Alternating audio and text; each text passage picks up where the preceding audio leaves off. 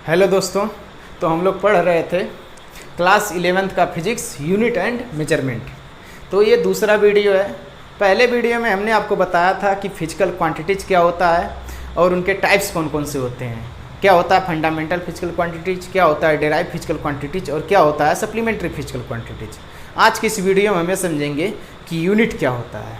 ठीक है, देखिए पूरे फिजिक्स में हम हर एक चीज़ को मेजर करने की कोशिश करते हैं, यानी उसे नापने की कोशिश करते हैं। चाहे वो मास हो गया, चाहे वो लेंथ हो गया, चाहे वो स्पीड हो गया, चाहे वो फोर्स हो गया। ऐसे हमारे पास बहुत सारी क्वांटिटीज़ हैं, उन सबको हम मेजर करने की कोशिश करते हैं। तो मेजर किसके रिस्पेक्ट में करेंगे? कोई फिक्स वैल्यू होना चाहिए ना, उसी के रिस्पेक्ट में तो हम उसे मेजर करेंगे और बताएंगे कि हाँ ये चीज़ इससे इतना ज़्यादा है या इतना कम है। कोई फिक्स वैल्यू तो होना चाहिए। उसी फिक्स वैल्यू का नाम है दोस्त यूनिट। तो आज हम समझेंगे यूनिट क्या होता है। तो चलिए शुरू करते हैं। हम यहाँ पे डेफिनेशन लिखते हैं, है ना। तो unit is a fixed value for standard measurement.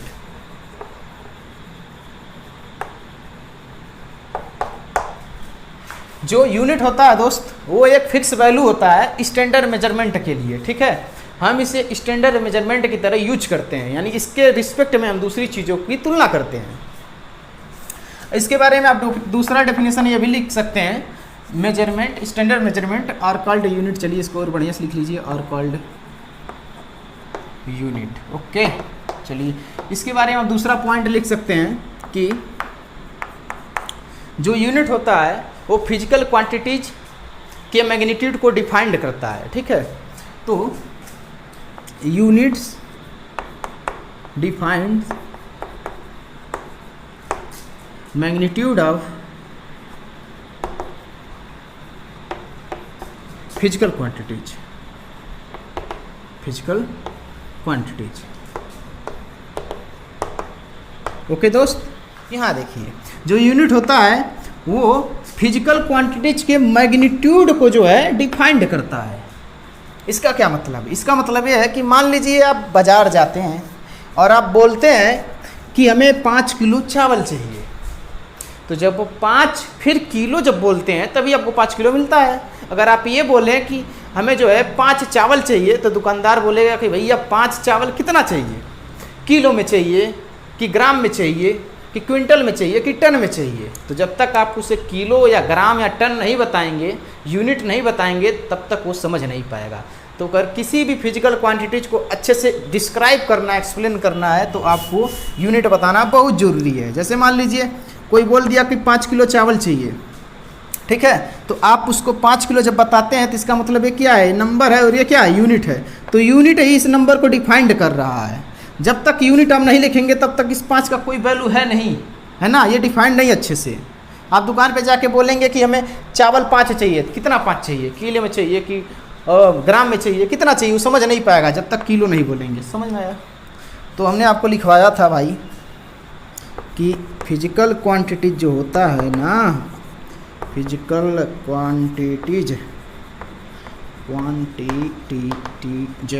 Quantities दूसरे कलर से लिखते हैं ताकि बढ़िया लगेगा। Magnitude good unit.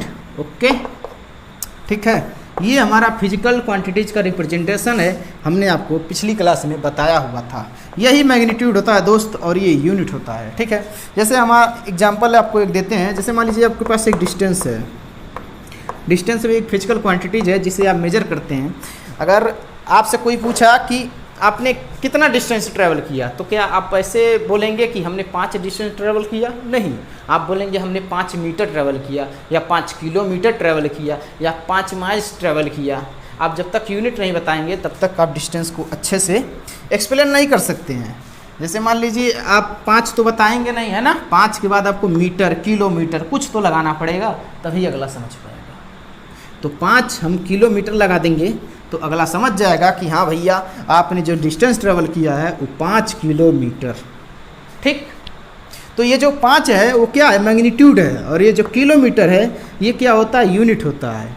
तो जब हम यूनिट बताते हैं तभी इस मैग्नीट्यूड का मान होता है, तभी ये डिफाइंड हो पाता है 5। समझ में आया? अगर यहाँ पे हम मीटर बना देते तो 5 मीटर हो जाएगा, है ना।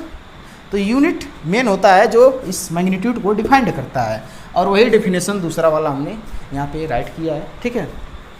तो चलिए अब हम ये समझते हैं कि यूनिट ऑफ सिस्टम क्या होता है, यानी सिस्टम ऑफ यूनिट, है ना। यूनिट के कौन कौन से सिस्टम होते हैं, कौन कौन से यूज होते थे, उसका क्या मतलब था, फिर एसआई स्टैंडर्ड यूनिट कहाँ से आया, इससे क्या फ़ायदा हुआ, है ना।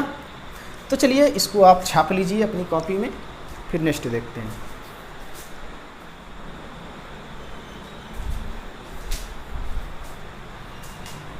दोस्तों नेक्स्ट टॉपिक है सिस्टम ऑफ यूनिट। इसका क्या मतलब है? ये अलग अलग देशों में अलग अलग सिस्टम ऑफ यूनिट बनाए गए, यानी यूनिट का अलग सिस्टम बनाया गया। कोई देश अलग यूज करता था, कोई देश अलग यूनिट यूज करता था, कोई देश अलग यूनिट सिस्टम यूज करता था, ठीक है।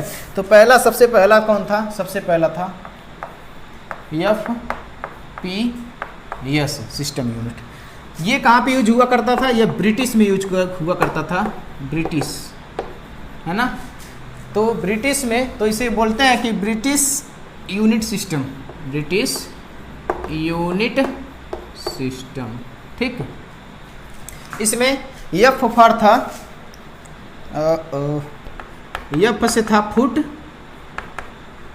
ऐसे लिखें, चलिए ऐसे लिखते हैं ना, थोड़ा आपको देखने में हो सकता है अच्छा लगे, फुट पाउंड, और ये सफर था सेकेंड, ठीक। दूसरा सिस्टम ऑफ यूनिट कौन आया? दूसरा आया system of unit CGS, okay, CGS। ये कहाँ पे वो यूज हुआ करता था? ये फ्रेंच में यूज होता है ना, फ्रेंच में बना था, तो फ्रेंच यूनिट सिस्टम, ठीक है। तो सी फर क्या था? सी फर था सेंटीमीटर, है ना। जी फर था ग्राम, और ये सफर था सेकेंड, ठीक। तीसरा हमारे पास सिस्टम ऑफ यूनिट आता है, यानी तीसरी यूनिट, है ना, कौन सी थी? ये MKS थी, MKS। ये MKS कहाँ से आया, इस बात को समझिए। जब व्यापारियों ने परेशान हो गए, व्यवसाय करने वाले लोग, ठीक है, कि हम अलग देश में जा रहे हैं तो लंबाई नापने के लिए फुट यूज हो रहा है, फिर दूसरे देश में जा रहे हैं तो लंबाई नापने के लिए सेंटीमीटर यूज हो रहा है, वजन नापने के लिए पाउंड यूज हो रहा है, दूसरे देश में वजन नापने के लिए ग्राम यूज हो रहा है। तो व्यापारी परेशान हो जा रहे थे, कहीं पे लेंथ कुछ और मेजर हो रहा है, कहीं पे कहीं और मेजर हो रहा है। तो एक व्यवसाय के लिए अलग से सिस्टम ऑफ यूनिट बनाया गया, ताकि जब भी व्यवसाय करना होगा हम उसी सिस्टम ऑफ यूनिट के अकॉर्डिंग हर चीज़ को मेजर करेंगे, कि लेंथ को किस में, मीटर में, वजन को किस में, यानी मास को किस में, किलोग्राम में, और टाइम को किस में, सेकंड में। तो ये आया बिजनेस के सिलसिले से, ठीक है जी, इसलिए ठीक है। इसमें एम जो होता था वो मीटर होता था, यानी लेंथ को मीटर में मेजर करते थे, और कोई वजन है, जैसे मास है कोई चीज़, तो उसको किलोग्राम में, इसी को केजी बोलते हैं, ठीक है। और जो सेकंड है, टाइम है, उसको सेकंड में मेजर करते थे, इसको सेकंड में मेजर करते थे। तो ये बहुत फेमस यूनिट हुआ। क्यों हुआ ऐसा? क्योंकि देखिए, जब हम लेंथ मेजर करते थे तो ये फुट छोटा हो जाता था, सेंटीमीटर और भी ज़्यादा छोटा हो जाता था। तो व्यापारियों ने सोचा कि क्यों न एक ऐसा जो है मेजरमेंट तैयार किया जाए जो ना ही लेंथ में बहुत छोटा हो और ना ही बहुत बड़ा हो किलोमीटर की तरह। तो एक मीडियम में रखा, जिसे वो मीटर कहते हैं, ठीक है। तो ये आया MKS सिस्टम। उसके बाद ये अलग अलग जगह पे यूज हुआ करता था, ठीक है, लोग अपने अपने हिसाब से यूज करते थे।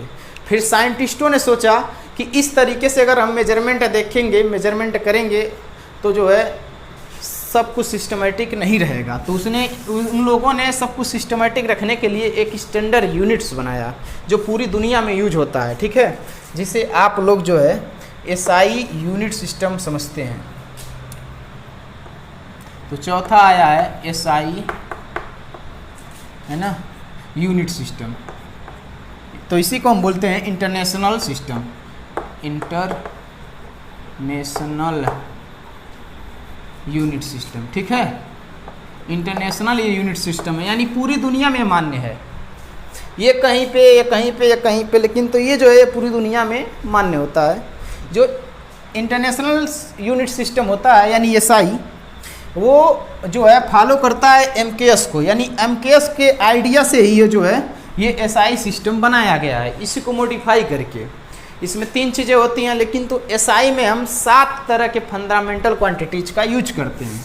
तो एसआई यूनिट में जो है एमकेएस सिस्टम में देखिए 3 ही क्वांटिटीज हैं, मीटर, किलोग्राम और सेकेंड है, लेकिन एसआई सिस्टम में हम 7 फंडामेंटल क्वांटिटीज और 2 सप्लीमेंट्री हमने पहले आपको बताया हुआ है। तो एसआई सिस्टम में हम 7 फंडामेंटल का यूज करते हैं, ठीक है, और 2 सप्लीमेंट्री का यूज करते हैं। कहाँ लिखें 2 सप्लीमेंट्री, ठीक। 2 सप्लीमेंट्री क्वांटिटीज का यूज होता है यूनिट का। तो एसआई यूनिट की खास बात क्या थी? एसआई यूनिट की खास बात ये थी कि ये इंटरनेशनली एक्सेप्टेबल था, यानी हर जगह पे इसे एक्सेप्ट किया जाता था, है ना। और दूसरी खास बात क्या थी? इसकी दूसरी खास बात जो है, इसकी प्रॉपर्टी मान लीजिए ये ग्रेविटी से इंडिपेंडेंट था, है ना। इसे ग्रेविटी पर इसका कोई प्रभाव नहीं पड़ता था। तो इंडिपेंडेंट फ्रॉम ग्रेविटी,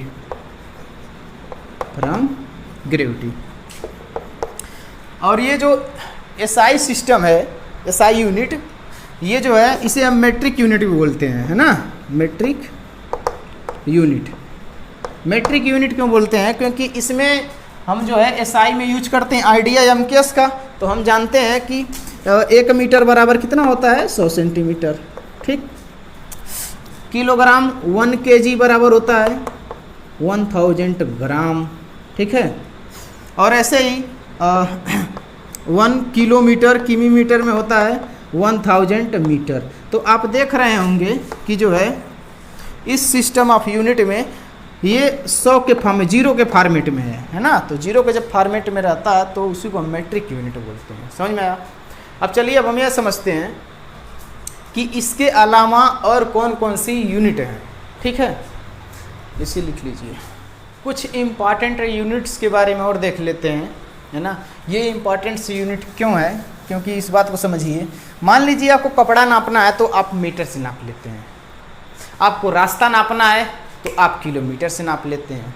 लेकिन मान लीजिए अगर आपको पृथ्वी से लेके चांद या पृथ्वी से लेकर सूरज के बीच का डिस्टेंस नापना हो तो आप कैसे नापेंगे?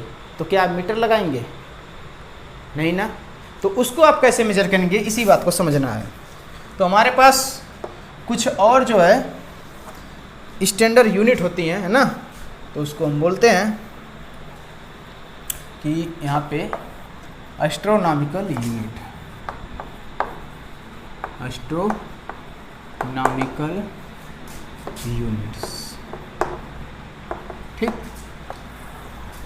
ये एस्ट्रोनॉमिकल यूनिट का क्या मतलब है? ये किस चीज़ का यूनिट है? ये यूनिट होता है डिस्टेंस का। ये डिस्टेंस की यूनिट है। किसकी है? डिस्टेंस की यूनिट होती है। एस्ट्रोनॉमिकल यूनिट मतलब एयू लिखते हैं इसको, ठीक है। इस बात को आप समझिए।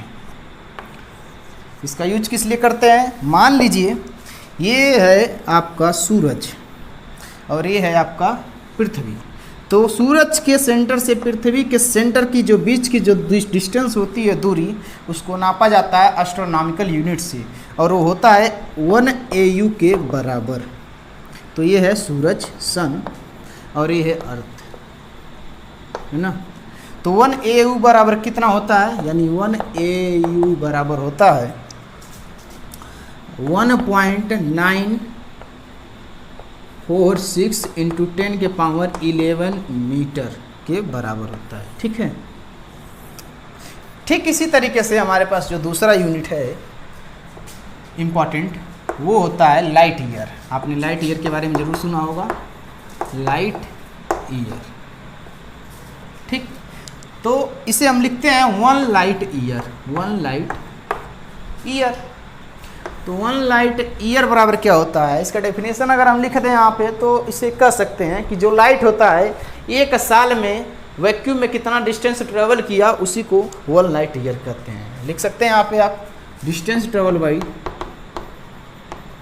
Distance travelled by light in 1 year in